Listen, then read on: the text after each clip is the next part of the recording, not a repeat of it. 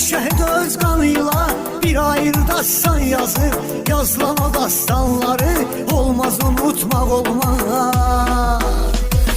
Şiirləri, aslanları olmaz unutmaq olmaz. Sanlı əziz sanları olmaz unutmaq olmaz. Anamız Azərbaycanın dağ çəkilib köksünə, dağ kimi oğlanları olmaz unutmaq olmaz.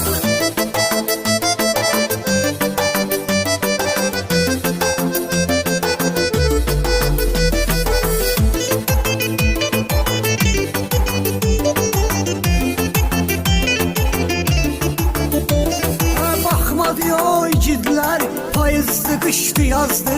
Hər biri ayrılıqda şanlı tarix yazdı. And yerimizdir bizim, gündə də geçsə yazdı.